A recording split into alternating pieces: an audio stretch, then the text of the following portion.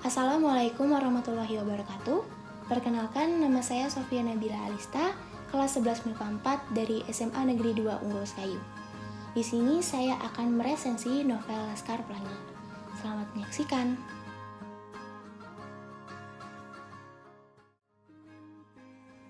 Judul buku resensi yaitu buku Laskar Pelangi, ditulis oleh Andrea Hirata, bergenre roman, penerbit Bentang Pustaka Yogyakarta, tahun terbit 2005, jumlah halaman 529 halaman, ISBN 979 3062 797.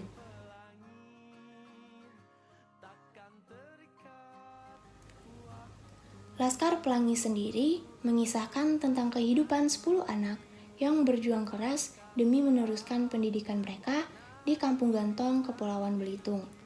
Ke-10 anak itu bernama Ikal, Lintang, Sahara, Mahar, Akyong, Syahdan, Kucai, Borek, Trapani, dan Harun. Awal mula kebersamaan para anggota Laskar Pelangi dimulai ketika acara penerimaan siswa-siswi baru SD Muhammadiyah Gantong. Di hari penerimaan siswa baru, telah terdaftar sebanyak 9 orang siswa. Namun, jumlah tersebut tidak memenuhi syarat untuk keberlangsungan aktivitas pendidikan di sekolah dasar Islam tersebut.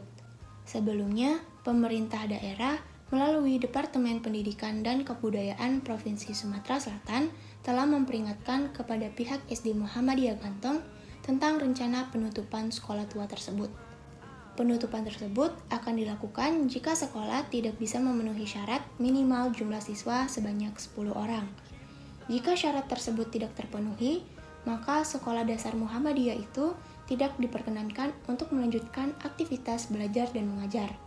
Para orang tua wali, calon siswa, Pak Harfan, dan Bu Muslimah dengan penuh harap menunggu kedatangan siswa ke-10 sebagai penyelamat sekolah mereka. Di saat-saat genting tersebut, Pak Harfan mulai menghela nafas sambil menahan kekecewaan yang dalam. Di satu sisi, ia harus mengambil keputusan yang sangat berat, yakni menyampaikan kepada wali murid bahwa sekolah mereka tidak bisa dilanjutkan keberlangsungannya dikarenakan tidak memenuhi syarat siswa sebanyak 10 orang. Di tengah-tengah kekecewaan tersebut, tiba-tiba datanglah seorang anak yang terlihat lebih besar dibandingkan anak-anak lainnya. Ia datang bersama ibunya, hendak mendaftar sebagai siswa baru di sekolah dasar tersebut. Anak itu bernama Harun. Ia adalah anak yang memiliki keterbelakangan mental yang sekaligus berperan sebagai penyelamat sekolah. Para orang tua wali dan seluruh siswa baru SD Muhammadiyah Gantong. Kegembiraan dan perasaan haru pun tersirat dengan jelas di wajah Bu Muslimah dan Pak Harfan. Julukan Laskar Pelangi sendiri diberikan oleh Bu Muslimah karena para anggota Laskar Pelangi sangat menyukai pelangi. Nama Laskar Pelangi ini pernah membuat nama sekolahnya menjadi harum. Beberapa di antaranya adalah kejeniusan Lintang yang ingin mengalahkan seorang guru bernama Dr. Anders Zulfikar dan akhirnya menang dalam lomba cerdas cermat. Kemudian ada Mahar yang dipojokkan karena senang dengan okultisme, ternyata berhasil memenangkan Karnaval 17 Agustus. Laskar Pelangi selalu melewati hari-hari yang menyenangkan, menangis, dan tertawa bersama-sama. Cerita persahabatan ke-10 anak Laskar Pelangi berakhir sedih, yaitu karena ayah Lintang meninggal dunia sehingga membuat Lintang harus mengalami putus sekolah. Dari 34 bab dalam novel Laskar Pelangi ini, terdapat satu bab yang menarik perhatian saya, yaitu pada bab ke-7 yang berjudul Zoom Out. Bab ini menceritakan tentang Belitong, kampung di mana Laskar Pelangi tumbuh. Kampung ini adalah kampung terkaya di Indonesia. Inilah kampung tambang yang menghasilkan timah dengan harga segenggam lebih mahal puluhan kali lipat dibanding segantang padi. Namun, jika di zoom in, kekayaan itu hanya terdapat di salah satu tempat yang bertembokkan tinggi. Di luar tembok itulah rumah-rumah Laskar Pelangi, beberapa sekolah negeri, dan satu sekolah kampung Muhammadiyah berada. Tak ada orang kaya di sana. Yang ada hanya kerumunan toko miskin di pasar tradisional dan rumah-rumah panggung dengan berbagai ukuran. rumah-rumah asli Melayu yang ditinggalkan pada zaman keemasannya.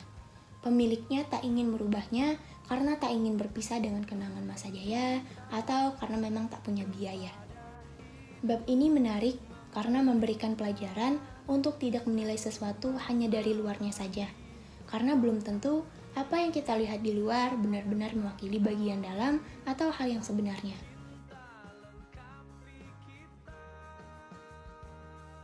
Untuk kelebihan dari novel ini, menurut saya banyak sekali mengandung pesan positif di dalamnya. Di antaranya mengajarkan tentang ketekunan, ketabahan, sikap pantang menyerah, keberanian untuk memimpin dan memperjuangkannya, serta yang lain sebagainya. Dalam novel ini pula, terdapat pentingnya untuk menekuni pendidikan sekolah dan mempunyai moral agama yang kuat.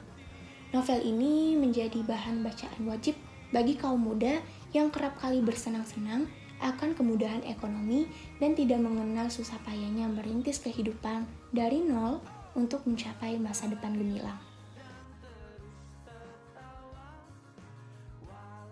Untuk kelemahan novel, menurut saya berada pada penggunaan berbagai istilah yang jarang dijumpai oleh pembaca, sehingga akan sangat sukar untuk dimengerti dan dipahami atas apa yang disampaikan oleh sang penulis.